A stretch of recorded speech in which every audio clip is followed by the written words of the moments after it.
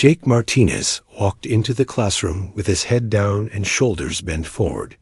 He made himself look smaller than he really was. The other students barely looked at him as he moved to the back row. That was exactly what he wanted. The classroom was huge, built for all the different alien races that studied at the Galactic Defense Academy.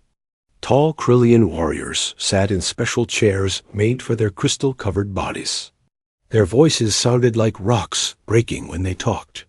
The snake-like Vashti students moved in slow waves, their scales changing colors with their moods. Blue-skinned Alterians floated slightly above their seats using mind powers. Jake found his usual seat in the corner and pulled out his notebook. He wrote notes by hand while everyone else used fancy alien technology. It made him look poor and backward. That was the plan. "Good morning, class," said Commander Zexhai as he walked into the room. The Alterian teacher had 4 arms and purple eyes that seemed to see everything. "Today we will discuss why different races serve different roles in our military." Jake kept writing in his notebook, but he was really listening to every word. Commander Zexhai always had something mean to say about humans. Jake had heard it all before. "The Krillians are our heavy assault troops," the commander continued, pointing at the crystal-covered aliens. "Their natural armor can stop most weapons. The Vashti are perfect scouts because they move fast and quiet. My own people, the Alterians, serve as commanders because of our mental abilities." A Krillian student named Vexmore raised his massive arm. "What about the humans, sir? What are they good for?" Commander Zexhai smiled, but it was not a nice smile. "Humans are useful for support roles. They can fix our machines and treat our wounds, but they are too weak for real fighting. No natural armor, no special speed, no mental powers. They break too easily." Some students laughed. Jake wrote faster in his notebook, like he was embarrassed. Inside, he was counting the exits and watching every person in the room. Old habits never died. "That is why humans stay in the back during battles," the commander went on. "They handle supplies and communications. Much safer for everyone that way." Jake nodded along with the other human students. There were only 12 humans in a class of 60 aliens. Most of the humans looked sad when the commander talked about them like they were useless. Jake felt bad for them, but he could not break his cover to make them feel better.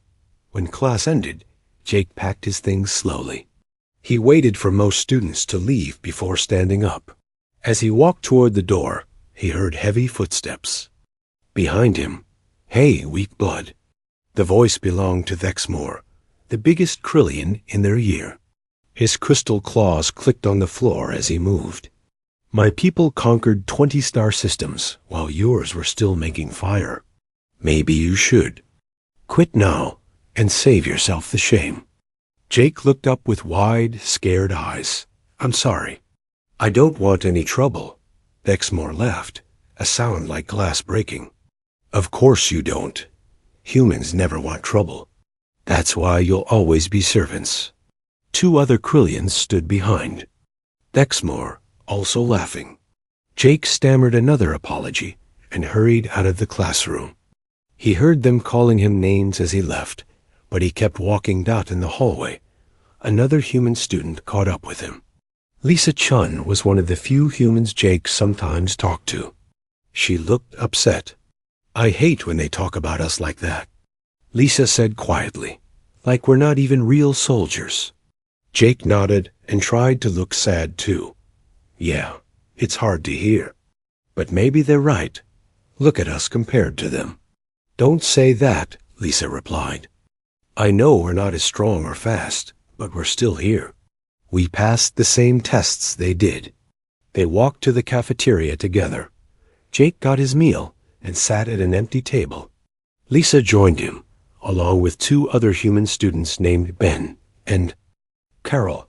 They all looked tired and beaten down. "I heard squad assignments come out tomorrow," Ben said between bites of his food. "Wonder which aliens will be stuck with us." Probably the ones who got in trouble, Carol replied. Nobody wants humans on their team. Jake listened to his friends complain, but his mind was somewhere else. He was thinking about the war games that would start next week. Combat simulations where students would face artificial enemies in real-looking battles. Jake would have too. Be very careful not to show what he could really do. Jake, you're being quiet today, Lisa said. You okay? Just thinking about the simulations, Jake answered.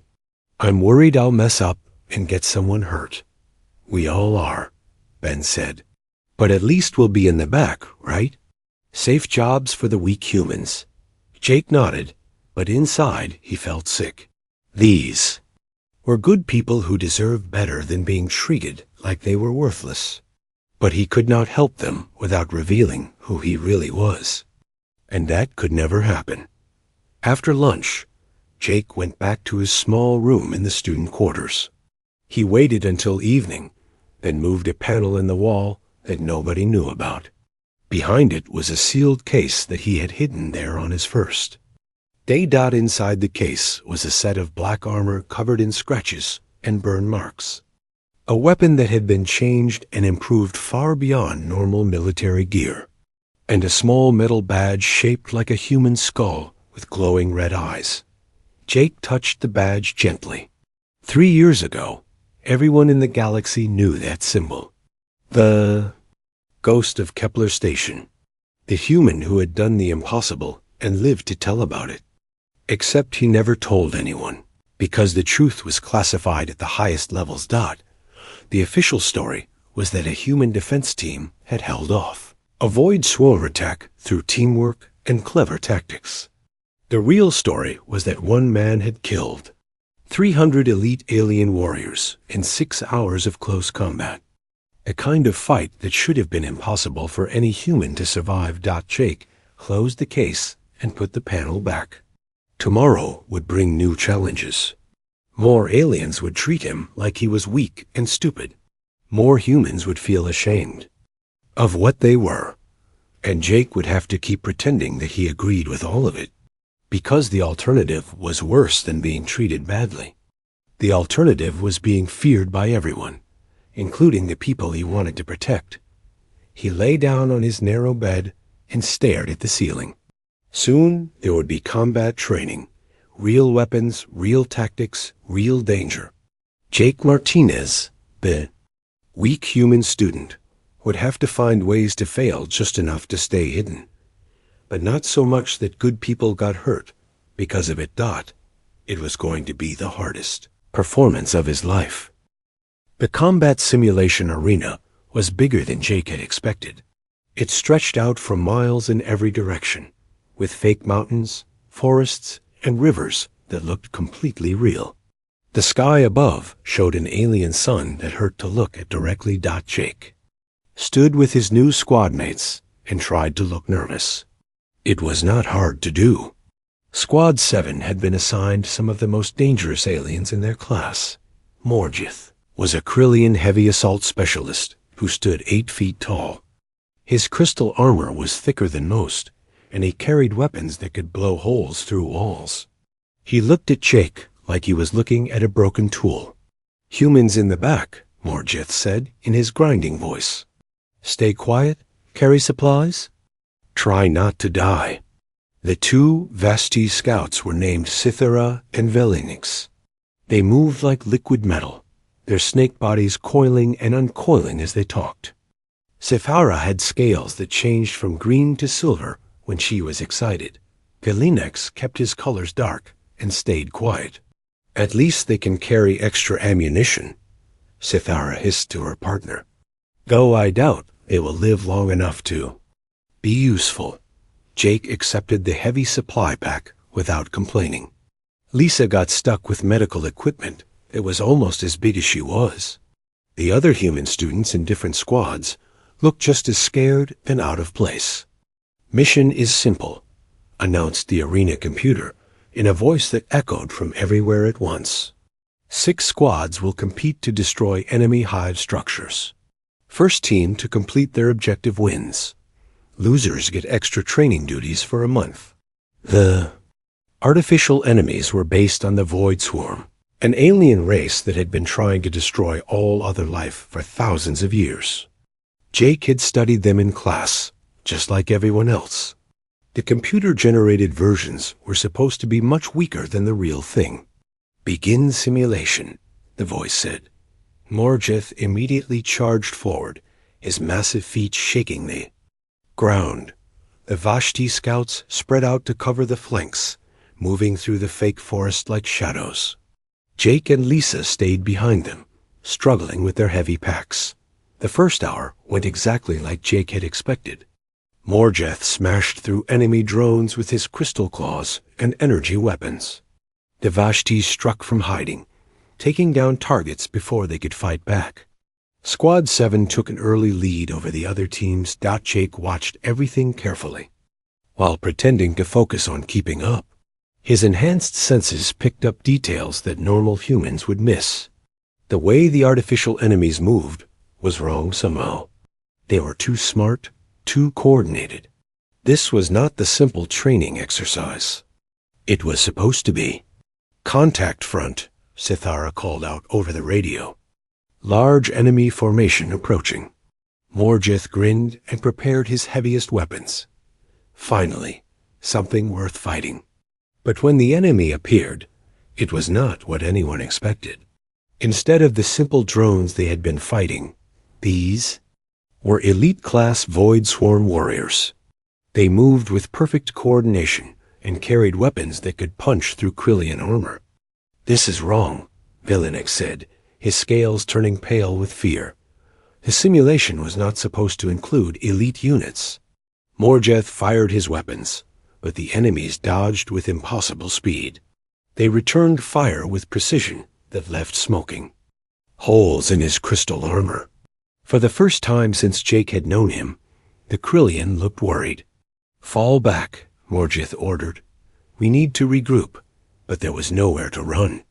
More enemies appeared from all directions, surrounding Squad 7 in a trap that closed tighter every second. Jake heard screams over the radio as other squads were destroyed one by one. Sithara took a blast from an enemy weapon that sent her flying into a tree. She hit hard and did not get up. Velinox rushed to help her, but enemy fire forced him to take cover behind a rock. "Lisa, help them," Jake called out, but he could see it was already too late. Sithara was badly hurt, and the enemies were closing in fast. Morjeth fought like a monster, but even his incredible strength was not enough. His armor cracked under focused fire. His weapons overheated from constant use. He was running out of ammunition and options. "Humans run," Morjeth yelled. "Get to the extraction point. At least save yourselves." Jake looked at his squad mates. Lisa was trying to treat Sithara's wounds with shaking hands. Velinix was pinned down by enemy fire. Morjeth was about to be overwhelmed by superior numbers. "We're all going to die in the next 2 minutes." Jake felt something cold settle in his chest. A familiar feeling that he had tried to forget for 3 years. It was the same feeling he had experienced at Kepler Station when he realized that normal tactics would not be enough. His hands stopped shaking. His breathing became steady. His vision sharpened as enhanced reflexes took over. "Lisa," Jake said quietly, "keep pressure on Sithara's wounds." "Jake, what are you doing?" Lisa asked, but something in his voice made her look at him differently. Jake set down his supply pack and opened it carefully. Inside were standard medical supplies, emergency rations, and spare ammunition. But Jake's hands moved with sudden purpose, turning ordinary supplies into something else entirely. "Morjeth," Jake called out. "I need your spare energy cells." "Human, this is not the time for stupid questions," Morjeth replied while firing at approaching enemies. "Give them to me now." Jake's voice carried a tone that cut through the chaos. Something had changed in the way he stood, the way he moved. Morjeth looked back and saw a different person. The scared human student was gone. In his place stood someone who looked at the approaching enemies, like they were already dead. "Who are you?" Sivara whispered from where Lisa was treating her wounds. Jake did not answer. He was too busy modifying his training rifle with parts from the supply pack. His movements were fast and precise, like he had done this exact thing many times before. The first wave of elite enemies came around the trees, expecting to find helpless aliens waiting to be destroyed. Instead, they found Jake Martinez stepping into the open with a weapon that should not have been possible to create from basic supplies. What happened next defied everything the aliens thought they knew about human limitations. Jake moved through the enemy formation like death itself. Every shot found a target. Every step put him in the perfect position for the next engagement. He fought not like someone learning about these enemies, but like someone who knew exactly how they thought and moved. "Impossible," Morgith breathed. Watching the weak human destroy an entire assault force in under 3 minutes. But Jake was just getting started. The simulation computer, confused by readings it could not understand, sent more enemies. Jake adapted instantly, using tactics that should have been impossible for any student to know. Lisa stared as her quiet classmate turned into something out of a legend. "Jake, how do you know how to do this?" "Training," Jake replied. But the word carried weight. It spoke of real battles and real death. The arena computer registered impossible combat statistics. In the observation booth above, Commander Zex High watched displays that showed performance levels beyond anything in the Academy's records. Something was very wrong with the human student named Jake Martinez. Jake stood in the middle of destroyed enemy bodies, his modified weapons still smoking from the heat of rapid fire. Around him, his squad mates stared in complete shock. The scared human student they thought they knew had just done something impossible. "That was just the warm-up," Jake said quietly, checking his ammunition count. His voice was different now, calm and cold, like someone who had seen too much death. Morgith struggled to understand what he had witnessed. No human can move like that.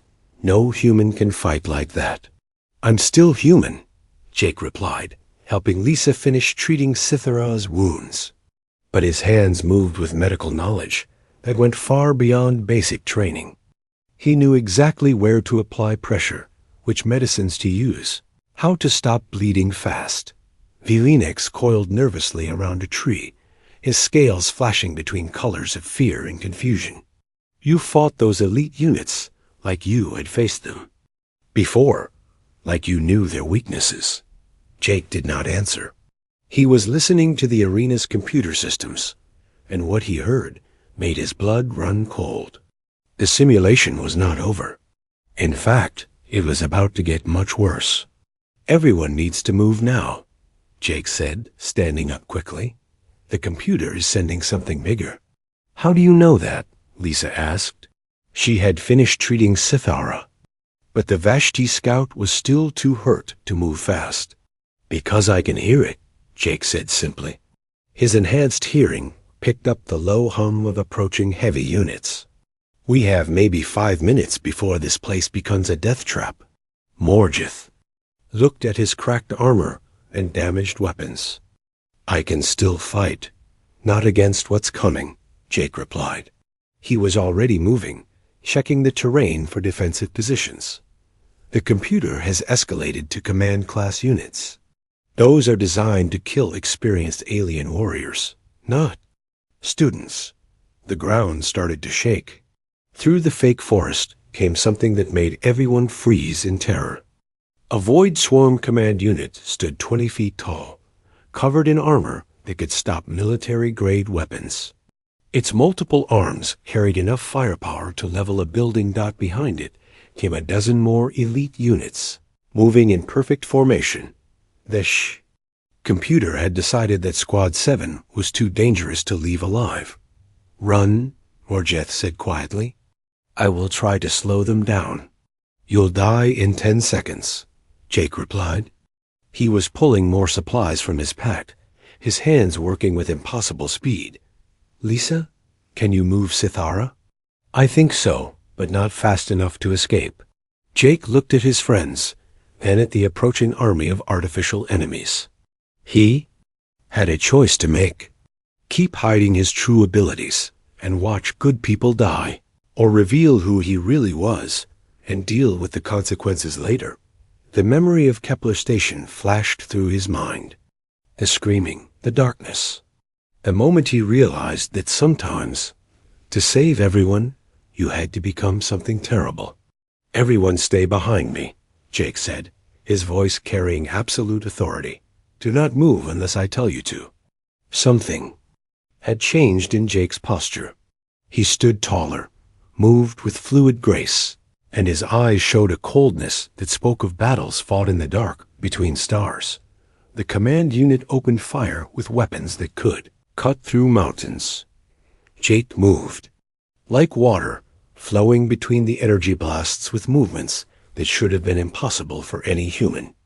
His enhanced reflexes, hidden for 3 years, finally unleashed completely. He returned fire with his modified weapon, but instead of aiming for the heavily armored body, he targeted specific joints and sensor arrays. Each shot was placed with surgical precision, finding weaknesses that should not have existed in the programming. "He's not shooting to kill," V-Linux whispered in amazement. "He's shooting to disable." Jake was doing more than that. He was using his knowledge of real void swarm anatomy to find critical points in the artificial enemies. Points that he had learned about during 6 hours of close combat at Kepler Station. The command unit staggered as its leg joints were severed by precise fire. Jake rolled under its falling form and placed an improvised explosive exactly where it would cause maximum damage. The explosion sent the massive enemy crashing to the ground, but there were still 12 elite units advancing, and Jake's ammunition was running low. That was when he did something that shocked everyone, including himself. Instead of falling back to a defensive position, he charged straight at the enemy formation. "Jake, no!" Lisa screamed, but it was too late. Jake hit the enemy line like a force of nature. He moved through them with techniques that combined human martial arts with knowledge of alien anatomy. Where bullets failed, precise strikes to nerve clusters succeeded. He fought not with rage or desperation, but with the cold efficiency of someone who had done this before. Many times before, Morjeth watched in stunned silence as the weak human student systematically destroyed an entire elite force using nothing but skill, speed, and terrible knowledge of how to kill. "Who are you?" Sithara asked again, her voice barely a whisper. This time, Jake answered. 3 years ago, I was someone else. Someone who did things that needed to be done.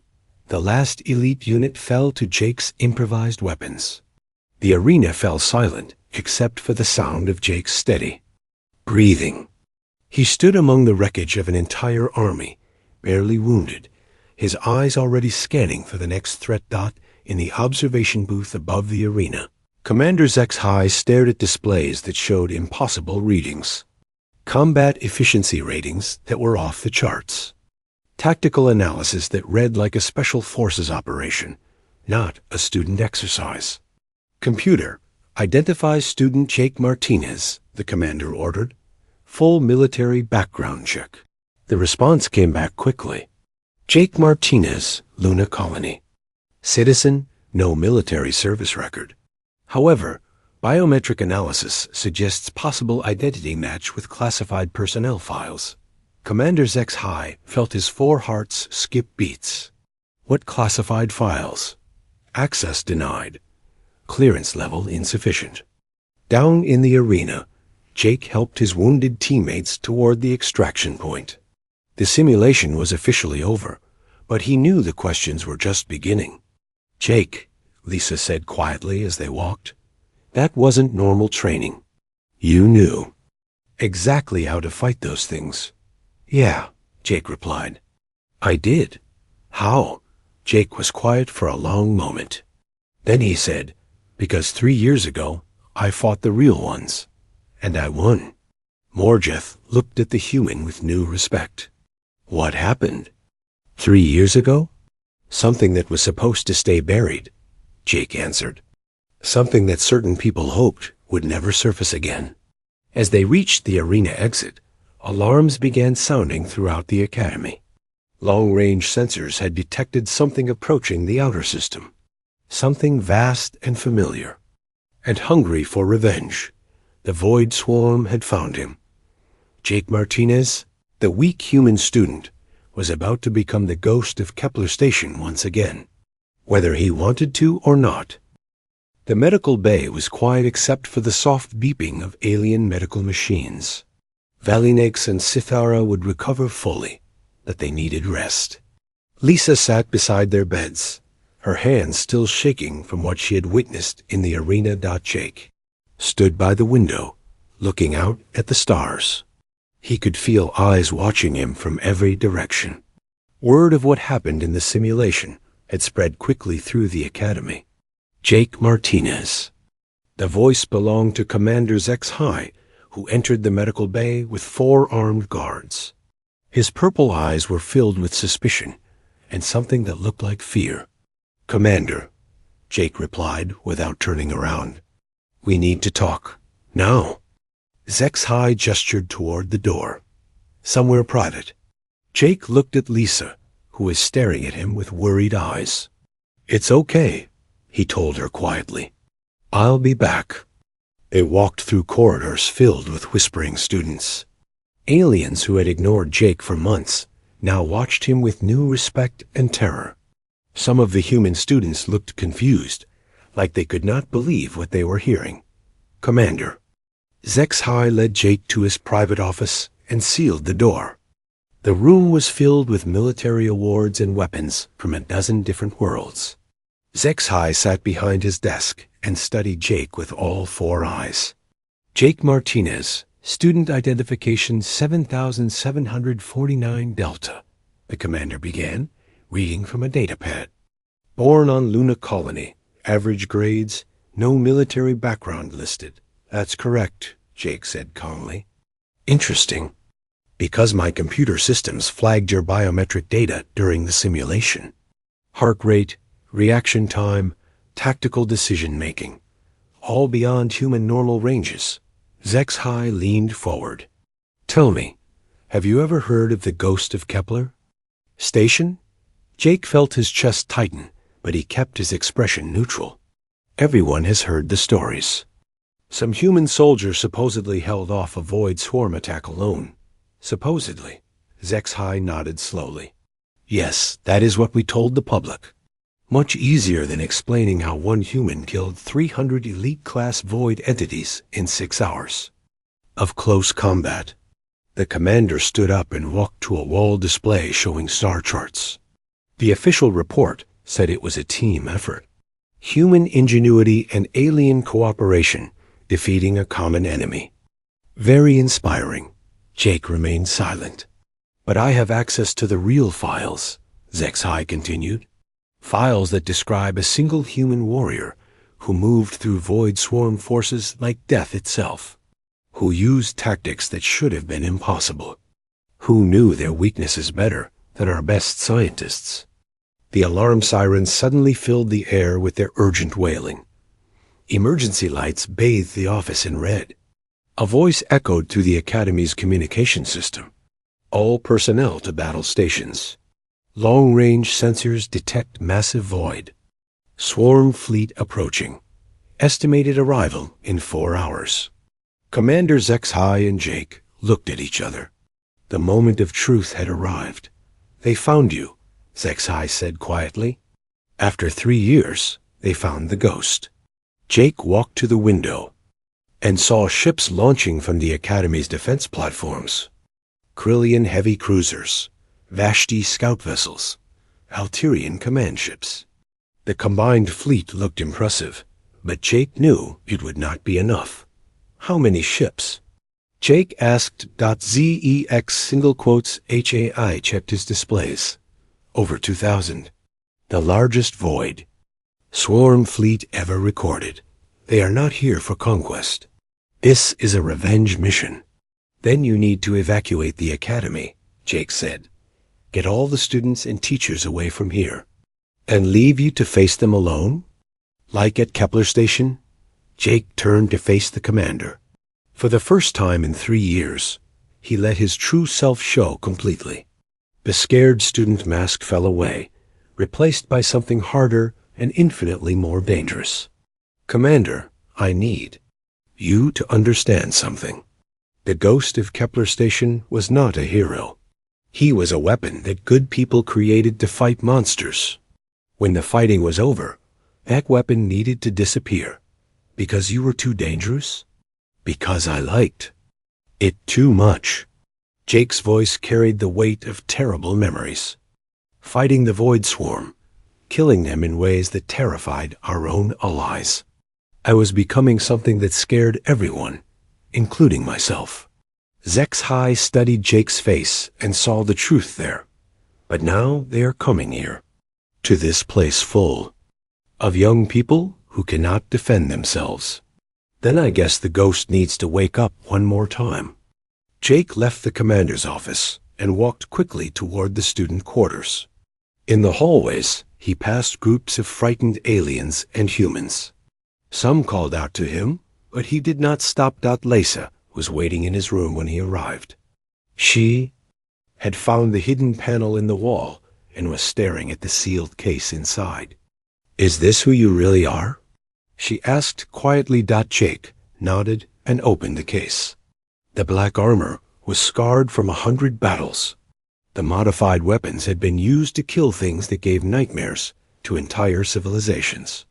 The skull badge, with glowing red eyes, seemed to watch them both. 3 years ago, I was sent to Kepler Station with a team of specialists, Jake said as he began putting on the armor. Our job was to hold the line while civilians evacuated. Simple defense mission. What happened? The Void Swarm sent their best. Not just soldiers, but their smartest killers. They wiped out my team in the first hour. Jake sealed the armor joints with practiced movements. I had a choice. Run and let thousands of innocent people die, or become something terrible enough to stop the monsters. Lisa watched as Jake transformed from a nervous student into something that belonged in the darkest military legends. You chose to fight. I chose to become what they feared most. A human who understood that sometimes, to protect the innocent, you have to embrace the darkness completely. Jake picked up his weapon and checked its systems. Everything was working perfectly, just like he had maintained it for 3 years of hiding. The evacuation ships will need 6 hours to get everyone to safety, Jake said. I need to buy them that time. You're going to fight 2,000 ships alone? Jake looked at Lisa with eyes that had seen too much death. Not ships. I'm going to board their command vessel and kill everything inside until they decide this. System is not worth the cost. That's suicide. Maybe, but it's also the only way to save everyone here. Jake sealed his helmet and became the ghost of Kepler Station once more. Take care of our friends? And Lisa? Yeah?